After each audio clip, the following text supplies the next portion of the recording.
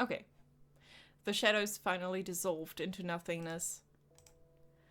I just turned a living being into a hat, or rather became the catalyst for it. I wonder what kind of nightmares are warranted in such a case.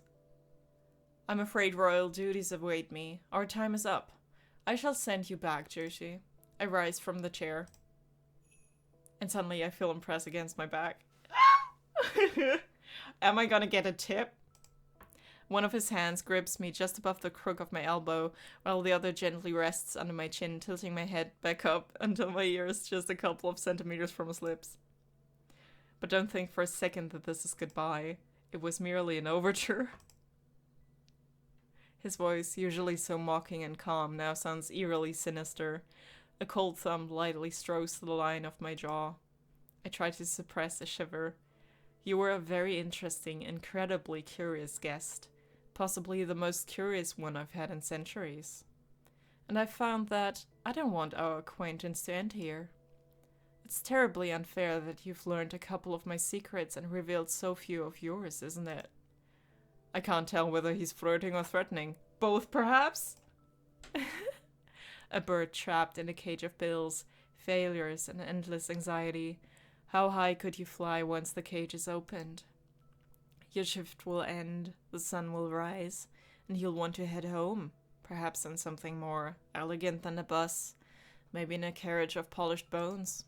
We will meet again, Joshi, very, very soon.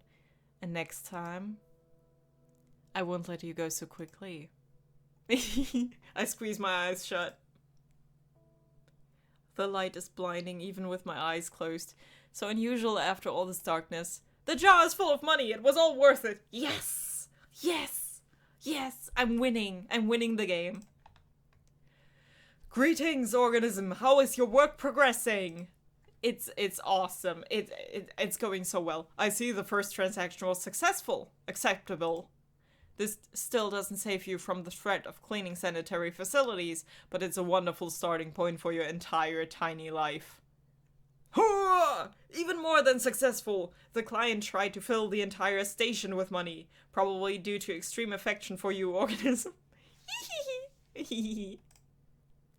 Unfortunately, the terms of the intergalactic treaty do not allow such actions, tips exceeding the amount set by the council by approximately that amount were disintegrated to my great regret. To my regret as well. So, a mad god from another world likes me? In some sense, that's possibly worse than not being liked at all. Hey, don't be so negative. Your outlook on life is insane. The very first client sent me to another dimension and nearly turned me into a cash register. Not true. Work is going well, so can I quit? Work is going well. Excellent. Maintain this level of productivity. You may be rewarded with an additional 5-minute feeding break for if you can find food. Rejoice in my generosity. Continue working. I am experiencing a positive emotional reaction. I am proud of you, and I will be even prouder if you acquire even more currency. Your tactic of a polite organism is clearly paying off. Goodbye, Mr. Manager. Your tentacles shine particularly beautiful at this time of day. Your comment regarding the shine of my appendages is noted, organism. The secret is a meticulous regime of polishing them with void bibok slime. Goodbye. I am killing it. He slaps across the floor to his office. As soon as Bob's rhythmic wet slaps fade away, a deep silence descends on the station. One moment I'm in a surreal forest, dining on purple goo with a mad god. God who liked me so much he offered me a ride back to his world in a carriage made of bones. The next moment I'm being praised by a multi-eyed, tentacled monster. Maybe these are all just my deathbed hallucinations. I'm going insane. Some part of me enjoys these mad adventures. God, give me back my bills, my noodles, my arguments with strangers on the internet. No, absolutely not. I'm an adrenaline junkie. Disgusting. Now I have to deal with that too. In the midst of my contemplation, terrifying sounds emanate from my boss's office. Unfair bills. Unacceptably large numbers. Of course, what else could upset him so much if not that? Steps. Another visitor. This one decided to come in through the door for a change. Oh, hi. Hi. Hi. Hello, hi. He seems unwell. I hope he doesn't knock over my shelves of shampoo with jojoba oil and delicate lilies on his way. He's not just unwell, he looks like hell. Literally, all the skin on his left side is torn off from his jaw to his temple. I swallow nervously. What kind of meat grinder has this guy been through? He looks like someone who could rip me apart if he doesn't like what he hears. I need to be careful if I don't want to become the next victim. What are you talking about, girl? What are you talking about? He's torn apart. Why does you have a screwed worldview? Like, this guy has been through hell and back, and you're like, oh my god, this guy could kill me. Hello? He has been through the ringer, dude. You look like the Terminator at the end of the second movie, buddy. The Terminator who just wrecked my entire floor. Give him a thumbs up. What? How's life, sir? Well, it's hard to imagine how the other fighter looks. When will the Lord take my sinful soul? Break down in tears, you don't want to work here anymore. We'll quick save.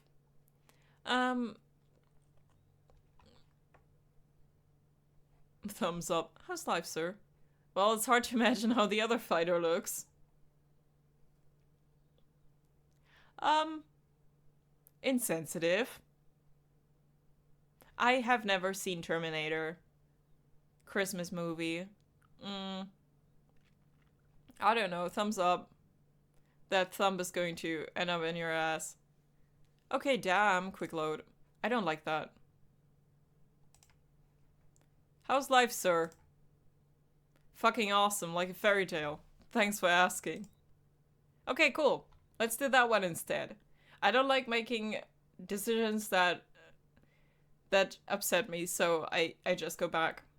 I don't care. He would dramatically light a cigarette and stare into the void right now, but it seems he doesn't have the strength for that anymore, but he clearly wants to. I do too, even considering that I don't smoke. This profession is going to drive me crazy one day. Words clearly come to him with great difficulty, which is probably not surprising for a man without half a face. He clears his throat, but that doesn't help much. I need blood. I can imagine. He tried to smile. It would be charming if he still had all the necessary muscles for that. Now it will haunt me in my nightmares, among other things. The client pauses again, briefly, to clear his throat. Mine? Don't kill me, I'm already having a bad streak in life. We don't do transfusions here. No IV drips, just discount rot. How about tomato juice? Strong vintage. Let me see what we have. Let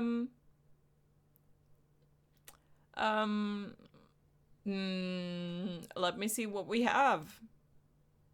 Yeah, good choice, sunshine. Step to the storage.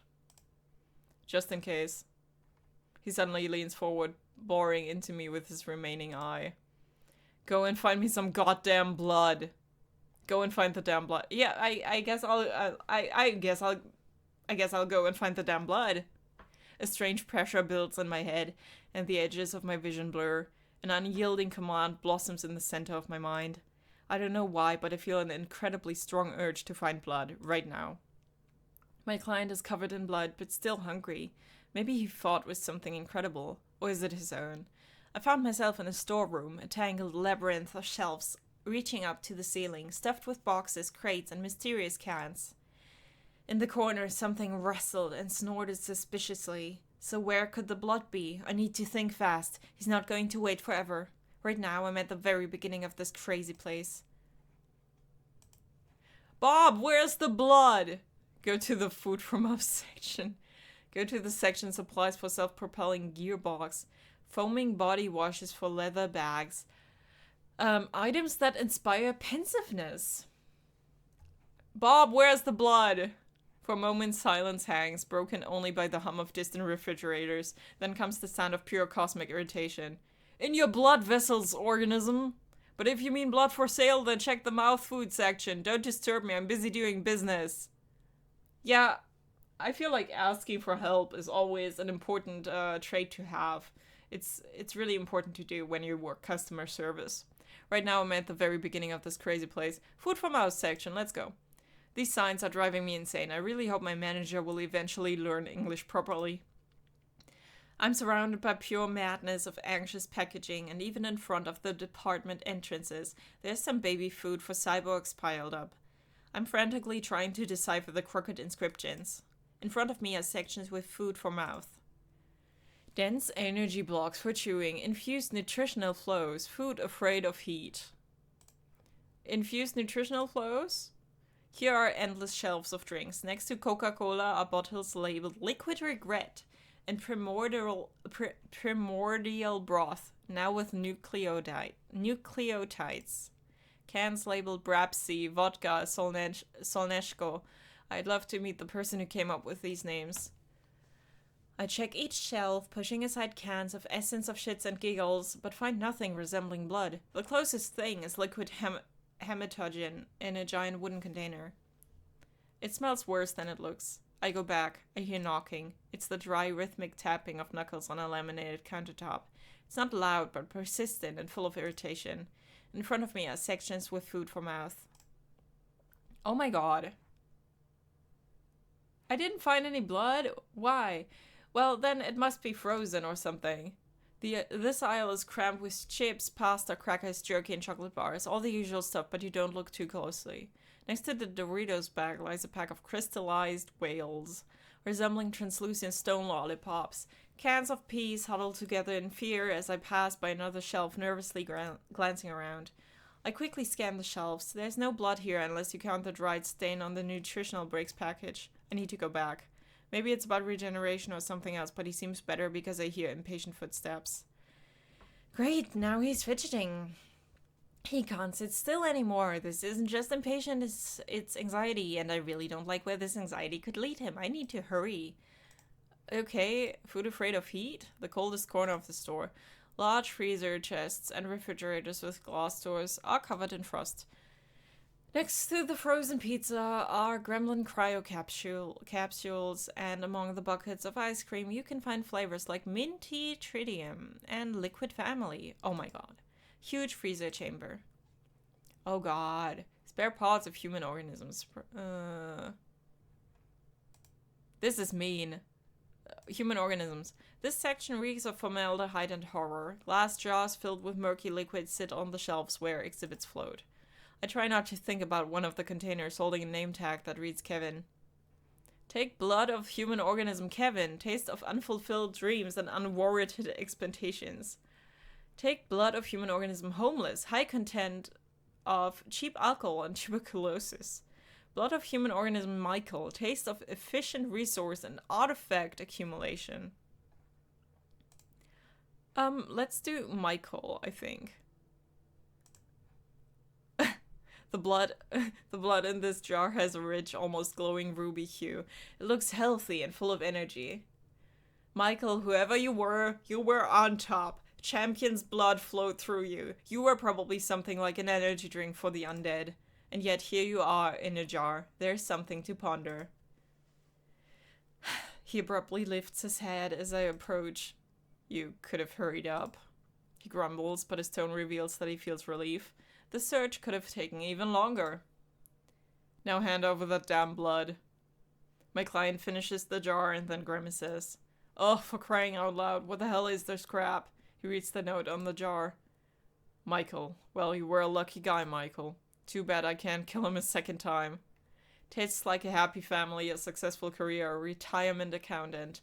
This jerk probably never even had cockroaches. At least now he's Liquid Michael in a jar. He chuckles quietly. Yeah, there's something to that.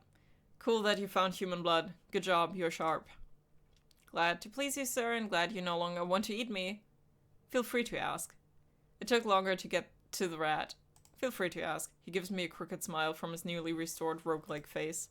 I'm going to wash my dirty face, don't get bored. While he's not here, I have a perfect opportunity to wipe away the bloodstains. I'm just scrubbing a pool of blood on my first day at work. An interesting story for Reddit. A wonderful tale. Am I the asshole? Am I the asshole for giving him Michael blood instead of homeless blood or Kevin blood? A wonderful tale. I'm doing just fine. Nobody has eaten me. Oh, hi there. He's looking so much fresher with the second half of his face. Although his expression still resembles that of a constipated owl. I'll just stand here for a while, okay? Take a little break. Besides, there's nobody here with you right now. And just so you know, if you try to contact the werewolves, I'll take your head and crush it like a walnut. Okay, David. I'm David, by the way, a vampire, as you may have already guessed. Okay. What an incredibly interesting way to start an acquaintance, especially that part about the walnut. I'm crystal like champagne. What? Okay, Joshi, I knew a Joshi once. They used to trade kidneys in Venice Beach. They were a good one until they got packed up.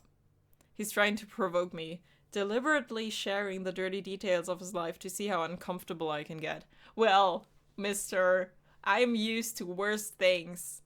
No kidneys for you. I suppose I'm also selling some kidneys now. Check the catalog. Yes, exactly 10 categories.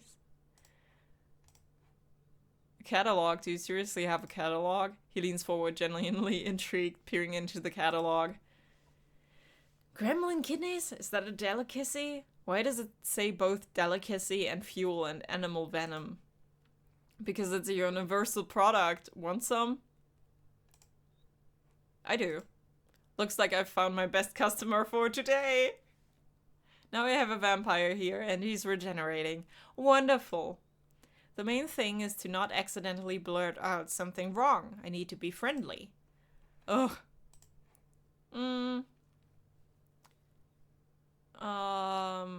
That's offensive. That's offensive. Thanks for not eating me, David. In reality, you're still a bit shaken from the... Well, thanks for not eating me, David. David lets out a quiet chuckle.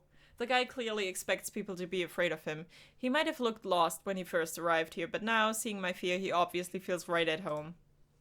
It's not over yet. Okay. Although, you're too bony. Yeah, see? And I'm sure you love to eat all that cheap crap like instant noodles. Well, I'll have you know, I just had the best purple goo of my life. People like that, their blood's just not tasty. Only if there's nothing more interesting in that blood.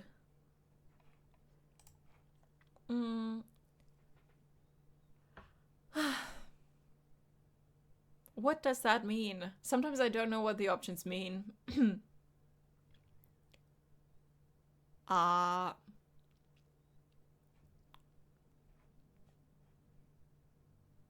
So, sir, let's get one thing straight. I'm not food and I'm not for sale. Not even for 20 bucks? No! No, because Darren told me I'm worth more than 20 bucks. Well, 20 bucks is 20 bucks. Well, 20 bucks is still 20 bucks. Then I'll drop by next time I'm hungry. Try not to eat burgers that day. I hate cholesterol. It doesn't go well with the faint smell of alcohol wafting off that jacket. The smell is so faint that the place will probably need to be aired out for a whole week afterward. David slightly grimaces as he moves his hand. Damn mutts. Probably not all the wounds have healed completely. And does being a vampire doctor fall under my duties? I think Bob said it was mandatory. Let me help. I don't want to help you, but my employment contract requires me to treat the creatures that come here.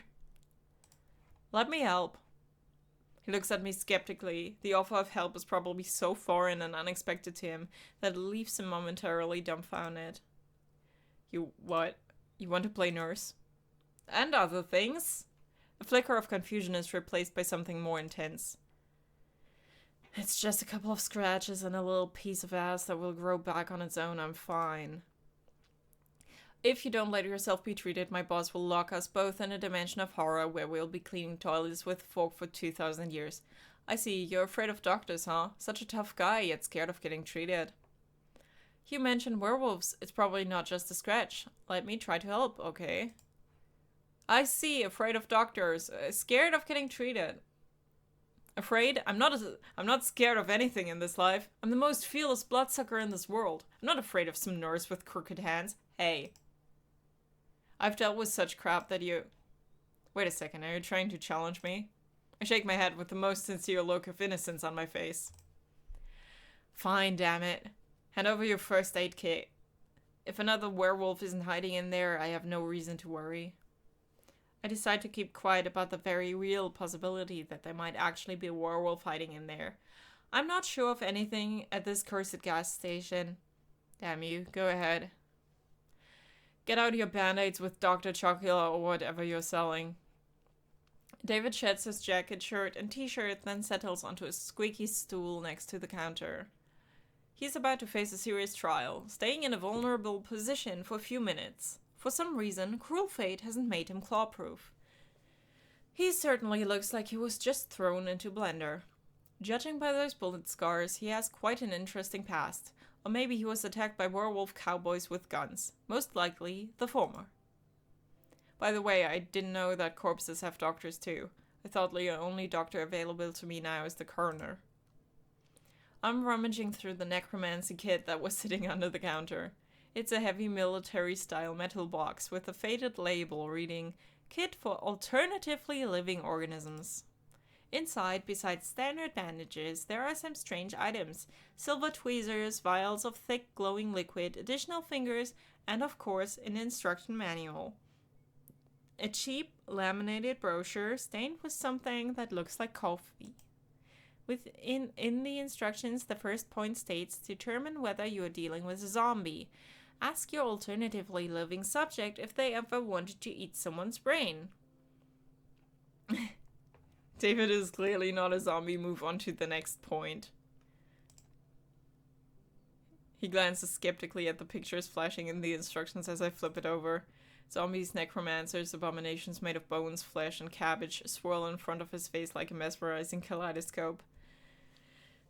And all of this lives in the city sewers? I don't know how you're going to use bathrooms now. It would be great if you didn't notice that. Why do I have to deal with all this? I still glance at my visitor. I wonder if werewolves just clawed him up, or if he managed to kill someone too. My instincts, something out of the Stone Age, suggest that he could have. The guy has a killer's gaze. You see someone like him in an alley, your hand automatically reaches for your wallet and phone. I lower my eyes. Next point. Let's establish the nature of the injuries. What kind of wounds could werewolves leave? It's simple. You've got lacerations, claws, teeth, and a bit of saliva. Possibly very contagious. Psychological. Tell me about your tragic past, as it says in the handbook. David listens to this with the pride of a true soldier. Every word feels like a medal for valor. Something like that. He said it as if he didn't care, but I know better. Stroke his ego. Wounds from a real rabid beast, buddy. Shake your head. You really need to stop with these fights that won't lead to anything good. He blinks in surprise. He doesn't understand whether I'm joking or showing concern. Either way, both things annoy him. And you need to stop dishing out advice and learn to do your job in silence. They say that's an incredibly useful skill. I read through what medication I need and grab the regenerating extract for alternatively living life forms. Now all that's left is to apply the stuff. I dip my fingers in the jar and... By the way, in the medical field, it is extremely important to explain everything that you're doing. I hate when patients are like, just shut up. It's like, no, I do actually need to explain everything that I'm doing right now. I do actually need to repeat this, even if you've been here 20 times and done this before. I don't care. I need to explain that a needle is going into your arm right now. Suddenly, he grabs my hand. Do something wrong and I'll rip your tonsils out through your ass. Allow me to do my job, sir. I will be extremely careful. If you touch me, my boss will rip your soul out through your ass. You know, you have this fantastic talent for coming up with threats. You should write scripts for action movies. No way. I'm a pathetic, miserable, harmless cashier.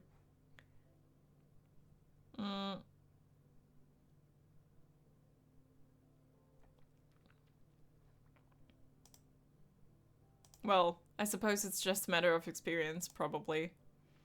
And you, well, watch what you're doing, or there will be consequences. It seems he just heard the best compliment of his life. I apply this black goo to the wound. A puff of steam rises from the wound, and the air starts to smell like something is frying. It's probably very painful, but David remains calm. Not a single complaint, which is surprising. I hope it's not from your squid manager. Well, we all hope for that, buddy. Pour a little more goo on him, restore some justice. Be more careful.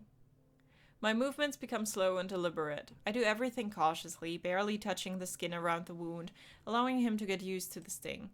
I can see the tense muscles in his back and shoulders relax slightly. He's still wound up, but relief is starting to wash over him. Naturally, no thank yous or pleases from him. At least, he's no longer threatening to do something to my ass every 5 seconds. Distract him with... You know, David, every noble knight needs someone to tend to his wounds after great battles. Finish your dark work in silence. What are you talking about? What knight? What battles? It's a metaphor! I fought in an alley stinking of urine against a bunch of dirty werewolves for territory on the outskirts of this godforsaken city. They tore my pants and I had to take a new pair off a junkie who was lying in a puddle nearby. What am I? A knight of what? The knight of torn pants? As long as they're not stained, well, you get it. You are a wolfhound knight. Oh, go to hell. David says this almost affectionately. It seems we're making progress in our relationship. I finish up. Surprisingly, the wounds really are healing. The scars won't beautify this man. Why are you doing all this? The question is asked in an astonishingly serious tone. Well, Bob said I had to. He's driving me crazy, even more than that clown from earlier, it seems. I just want to help. Lie, you want tips, and to go home, play The Sims, and watch stupid shows. No! You saw right through me! No! It's not like I want to play The Sims Medieval or anything. I just want to help. Truth, you're an angel of mercy from the dirty gas station. These are my work obligations. If it weren't for them, I wouldn't bother with you. Wow. I just want to help. It's so funny how you can lie. I just want to help. I just want to help. Why? David is confused. In his system of beliefs, action always equals benefit. I'm throwing a wrench into this flawless, long-running mechanism. Let's just say I have certain fetishes. Shut up. I can't watch someone suffer. Wow, God bless your noble heart. He shifts awkwardly. Clearly he's uncomfortable and unaccustomed to being the object of compassion, so he immediately hides behind yet another sarcastic comment. But what can I do? I feel sorry for every little kitten on the street. Sometimes I even feel sorry for especially large, nasty, troublesome kittens. It must be tough living with someone like that, huh? I bet you have 40 cats living in your apartment, and all of them are strays. I have 2. David reads me like an open book. It's amazing that he can even read at all.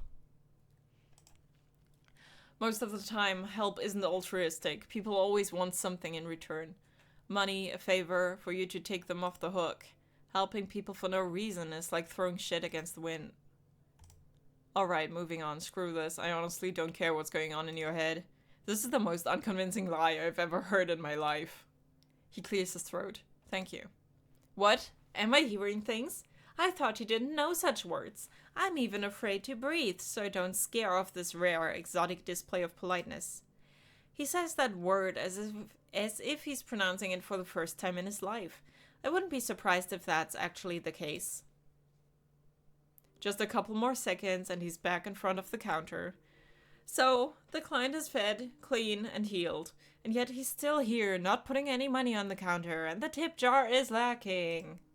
I look at him. He's supposed to be full of energy, but instead he looks lost. David is deep in thought, in that dark, gloomy little place that occupies his mind. Can I do anything else for you? Have you decided to eat me after all? This isn't the best place to crash, buddy, but there's a vampire hotel 2 blocks down. Huh? Well, you playing bitch at hand here? David snorts, hearing the impatience in my voice. What, already tired of my company, sugar? I leave when I want to leave, and I don't want to yet. Okay, I'm curious about one thing. I haven't talked to a regular human in a long time. I wonder, by regular human, does he mean my extremely natural essence? I'm no vampire, werewolf, or thieving gnome. Or does he mean my lack of criminal record and absence of drug or alcohol dependency? Or maybe he's looking for the perspective of an ordinary worker, a working class person, a grey collar. Does your face always look that funny when you're thinking about something? I don't even get a chance to respond to his jab before he follows up. Let's conduct an experiment. Suppose you're now a free vampire, able to go wherever you want, do whatever you want. Where would you go? David looks at me expectantly. Can you find everyone who wronged you in life and get revenge? A lot of things depend on who exactly turned me into vampire. Well, what kind of superpowers do you get? Well, what weaknesses do you have? That's important. Well, no more tanning, no reflection in mirrors. If you were ugly before, it's actually a bonus, right? I'm not. Thanks for asking. You can enter without an invitation. Garlic doesn't scare you either. Holy water is trickier. It depends on the situation. A stake works, but piercing your chest would be quite the challenge. Piercing any part of you is quite the challenge, actually. Our skin is like steel, unless a particularly persistent werewolf comes along. Well, at least you can enter without an invitation. No need for unnecessary chit-chat with people. David looks at me expectantly.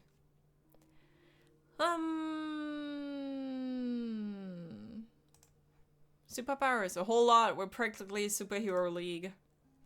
I'm sure it never crossed your mind that in reality bloodsuckers can be way scarier than in sappy movies for girls. Looks like he's watched Twilight. Twilight. I can't speak. Twilight. Interesting. Some of us not only drink human blood, but also capture people to experiment on them. They turn human bodies into a real nightmare of flesh and bones Dr. Moreau couldn't even imagine. And there are vampire sorcerers who can rip your soul out of your body and make you work for them for eternity, literally. Seems like I already have one of those sorcerers. His name is Bob. He's checking his bills. There he is. I wonder what inner strength it took for David not to flinch. And there are those who can make your head explode, literally, with just a glance. But not all of us are such wicked bastards. We don't even have to kill a person to eat. Just drink a little instead of gorging yourself like a pig at the trough. But some don't care. They just drain all the blood and splash it everywhere. The forensics team is baffled why the person turned into a sprinkler before dying. He seems to enjoy talking about how cool vampires are. And which of these do you have? Let me guess. None? Can vampires open beer cans with their minds? Well, which do you have? I've got a decent list of what I can do. I'm not complaining. Imagine it. You never get tired. You can party all night long. Fuck all night long. You're stronger than 10 thugs combined. Well, except for 10 werewolf thugs. That might take some effort. If you want to shrink down and fly somewhere, you can turn into a tiny bat. Your reflexes become 100 times sharper. You feel everything. You see everything. You can hear a rat piss a block away. I don't want to hear what rats are up to. Oh Lord, Joshi, that's just an idiom. You can ignore it if you want. All vampires would go insane if that was true.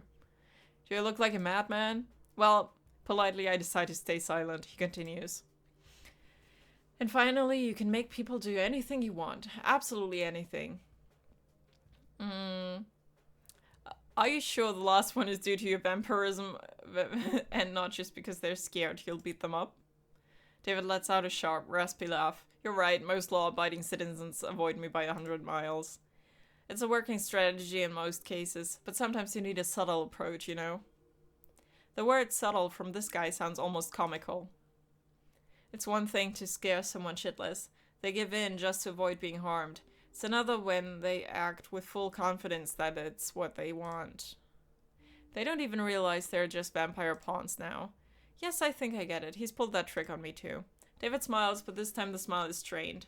These are the words of someone stuck in a web of artificial connections and as-related threats. Fear and supernatural compulsion aren't the best foundations for a strong friendship. David, you're a creature stuck in a web of artificial connections and as-related threats. Your whole life is based on lies. I can enchant friends for myself? Wonderful. I'll make someone give me their wallet. Hello, your whole life is based on lies. Even if it's based on my ass, I don't care. If you're a bloodsucker, you'll live like this and no other way. In this snake pit, you won't make true friends. Vampires don't live in one big beautiful house like in Twilight. They're like cowboys in the Wild West, constantly cutting and shooting each other, and blowing up houses. David mentioned Twilight again. Oh my god. Don't think I'm whining, it's actually great. It keeps you on your toes. You'll get used to it once you adjust. Come to think of it, being a cowboy isn't so bad. I'd rather live in a big vampire house than happiness, love, and harmony. This world doesn't run on love. Shakes his head ruefully. That doesn't happen. Nope, no vampire dormitories. Vampire dormitory? No, don't say that. David says this empathically.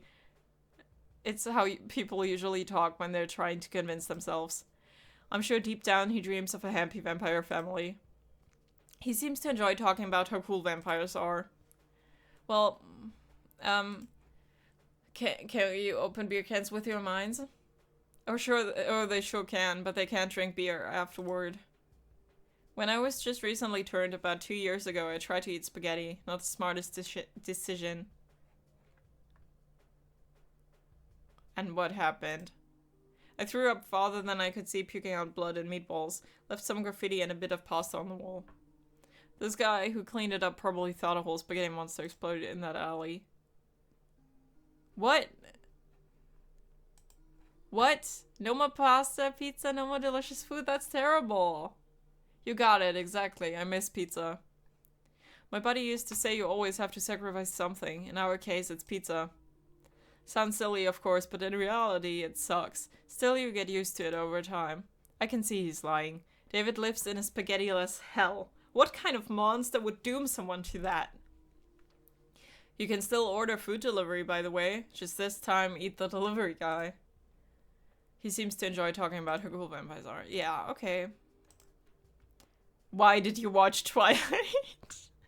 That's important, yes. Why did you watch Twilight? I have no idea what you're talking about. I don't watch emo crap. I hold a dramatic pause. Well, how do you know it's emo crap then? David looks like a cornered animal. He stares at the floor, then the ceiling, anywhere but at me. Finally, he lets out a loud sigh filled with disappointment and embarrassment. Fine, damn it, alright, I watched everything. All Twilight movies. Watched The Lost Boys, Interview with Vampire, Blade.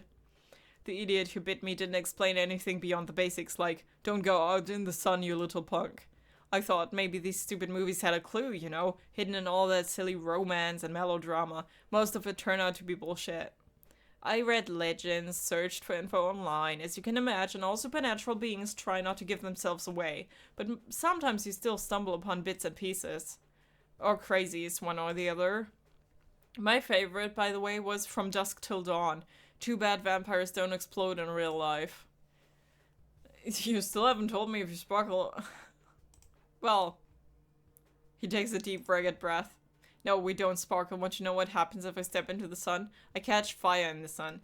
As if someone poured gasoline on me and lit a match. Do you know what that smells like? Like fried chicken. It's a nasty, excruciating final death. Very brutal. Hot man. No! Terrible, however. Let me ask something else. Not about Twilight, no. And who were you before that? He opens his mouth, ready to tell me off or mention something about butts again, but stops himself. Probably his thank you sealed our fragile friendship. I'll tell you, but it's probably not relevant. Well, it's nothing. I was a nobody. I was just surviving as everything went to hell, unlike all those bastards born with a silver spoon up their ass. You ever see those happy American families in TV commercials? No, because I do not watch American TV. They sit at the table with a bowl of salad, smiling like idiots, and they always have a dog. Well, that wasn't my case. My stepdad was a crazy guy who thought the best birthday gift was a smack on the head. He did teach me how to shoot, probably, though. I left my family dump early. It's really dumb, but I thought I'd start a band and become a rock star. But as they say, wish in one hand, shit in the other. See which one fills up faster. At first, I worked wherever I could, then found some guys to do some shady stuff with. There aren't many ways to make a living in the Los Angeles area. Can't exactly work the cash register, right? David jabs again, but without malice. The antisocial environment made him resentful of the middle and upper classes, but it hasn't affected me yet. I wonder why. Yeah, being a gangster would be cool. Doing gangster things, riding motorcycles. Hey, working the cash register isn't so bad. It would be even better without customers like you. Sorry to bruise your pride, Sugar. I have nothing against cashiers. It's just not the job for me. There's a hint of doubt in his voice, as if he's not quite sure what job is for him and what isn't. Maybe he'd actually make a good cashier or English teacher. He just missed out on having his own dog, a happy family, and a bowl of salad. That's it. That's the whole story. What about you? Oh lord, this is my chance to make up something cool. Or just tell it like it is. I'm a criminal too, the best sniper in my gang. I'm now hiding under a fake name in another city and state. I have a single parent family and an art degree and no dog. He listens to how I ended up in this dump, about my job search and everything else. I didn't sell drugs in alleys, but it seems we still find some common ground. Got it, you're not in your element. David truly understands. Neither he nor I wanted to end up where we are. Neither of us knows what to do next. And we both love cheap noodles, but he can't eat them anymore. I win. You must be tired of those draw me requests, huh? I would draw you. Oh, like a French girl? He tries to look nonchalant, but his eyes show he's interested. Go ahead, I love beautiful doodles. He says the word jewels with such strange tenderness that it sounds more like a compliment than an insult. I pick up a pencil. Draw something funny. I can draw Messias. Yeah, baby. Wow, what a face. I almost forgot what I looked like. Bags under my eyes like a junkie. Silence hangs in the air while David examines the drawing. He clearly doesn't know how to react to this unexpected little act of normalcy. Looks cool. The last words are spoken in a barely audible, almost reverent whisper, unlike anything I've ever heard from him before. 2 simple words, said with all the sincerity this guy can muster. I can do something too. David takes the pencil from me and, with deep concentration, almost sticking out his tongue, scribbles something. Whoa! Holy shit! A few minutes later, a drawing appears before me. I never would have thought this guy was capable of that. Mine's cooler. You draw better than me and I have an education. Wow, beautiful. David clears his throat, embarrassed. Nothing special, just a doodle. I was into it a bit when I was a kid. Comics, all that stuff. Nothing serious. I take the drawing for myself. Alright, where were we? David looks at me expectantly. Revenge? Yeah, a lot of people think about that first. But it's a bad idea to leave a trail of bodies of people you were somehow connected to. And your head quickly fills with other things like, well, the fact that you're dead and it's forever. So after you'd been turned, you didn't find everyone who bullied you in school and beat them up? I usually beat them up right at school. Ah, right. You might think I was some kind of bully constantly pulling pranks, but I was actually quiet in class. Just messing around at the back of the class like an invisible man. Until some jerks started picking on me. Once I smashed a globe over a guy's head because he mocked my sneakers. As if wearing clothes from Walmart made me worse than them. Good thing we don't have globes here. David looks at me. Who turned you? He doesn't answer right away, just furrows his brows. Several long minutes pass in silence. Some old stinking jerk. A lot is mixed into those 4 words. It's as if he both hates and mourns the old jerk. Probably that guy wasn't a contender for Father of the Year. I wait for him to continue, but he remains silent. He looks like an angry cornered dog. It's unlikely he'll speak up on his own. And what did he do? Don't call him that, damn it. Don't you dare. You called him that. The rage in his eyes shifts to confusion, just for a brief moment before he looks away. I mean, yeah, call him whatever you want. Immediately use your privilege. No, what did he do? A jerk, suffered from power seizures. That's all there is to say about him. No amount of booze could erase what that damn villain did in my memory. I suppose all old vampires are like that. It seems he won't tell me more about his vampire dad. Excellent. He leans a little closer when suddenly... we hear wolf howling. Oh no!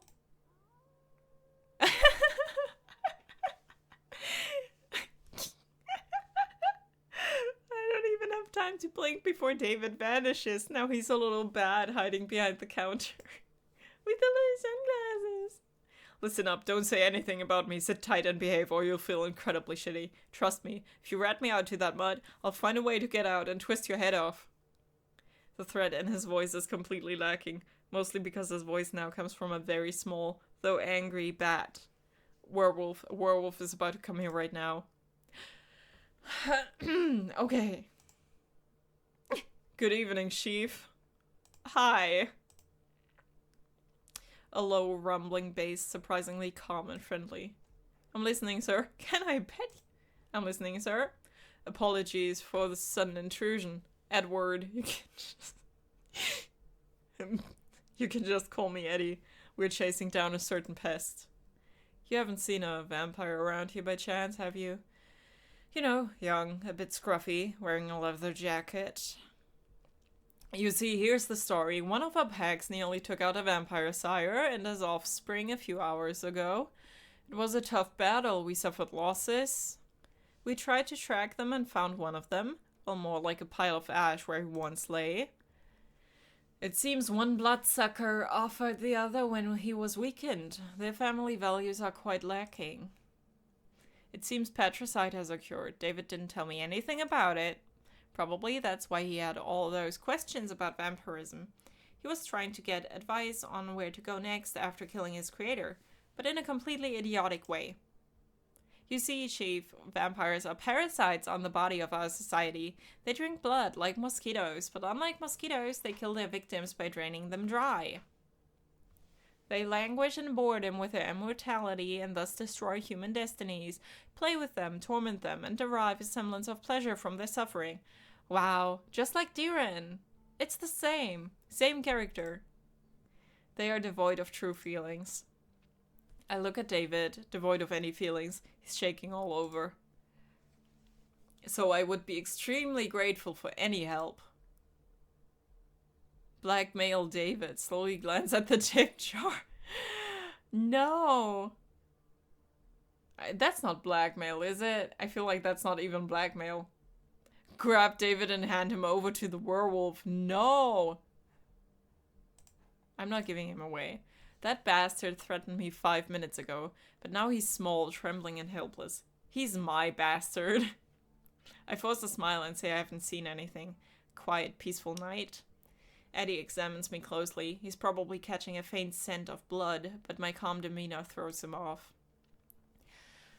Strange. Well, okay, if he shows up, just give a whistle. We won't far away from here. Good night, Chief. The werewolf goes off to his important wolf business. David crawls out of his hiding spot. You could have turned me in. He stares into my eyes as if trying to peer into my soul and understand what it's made of. And that would have been the sensible decision, but I'm glad you're not one of those sensible ones. David says this with genuine relief in his voice. He's grateful to me and now doesn't quite know what to do with that gratitude. Well, you could leave a tip. He clears his throat awkwardly. So, what's the answer to my question? What would you do if you were a vampire? His gaze reminds me of a lost fighting dog. Without a master, he's restless and can't find his place. What an advisor he picked. May the Lord help him. I take everything life has to offer. Travel, entertainment, new experiences. It just served the internet, decay, and rot. Nothing would change. One could enslave humanity, or at least one neighborhood in the city. You could learn so many things, read so many books, even learn to play the saxophone. He chuckles. Oh, still waters run deep and all that. Pity the road of adventure led you to a stinky gas station. Maybe you're right. The world isn't limited to this lousy town. He says this quietly, almost to himself, looking out the window at the dark, empty highway. As if he's just remembered there's something beyond his cage of alleyways and gangland showdowns. Here for future adventures. Tip? Yeah! David is about to turn around and leave when he suddenly stops. He pulls a crumpled piece of paper from his pocket, scribbles a number on it, and leaves it on the table next to my hand. But just as I reach for it, his hand covers mine, pressing into the table. His skin feels cold, rough from barely visible scars and blisters. This grave-like chill sharply contrasts with the warmth of my own hand. I feel a slight tingling, like static electricity. Call me if you need a ride from work. I've got a couple of ideas for what we could do before dawn. See you. David says goodbye and leaves. The gas station sinks into absolute silence. Well, that was quite an interesting encounter. I really could have turned him in, but I didn't want to. I'm putting the drawing on the wall. Yay! For someone obsessed with astro-related threats, surprisingly, his hands are quite skilled. Now I also have a date invitation from a guy who wanted to make me his dinner half an hour ago. I don't even know what's worse, this or the offer to go home in a bone carriage. Though something tells me that if I accept, I might not return home at all. I survived another visitor. Okay, I need to take a break.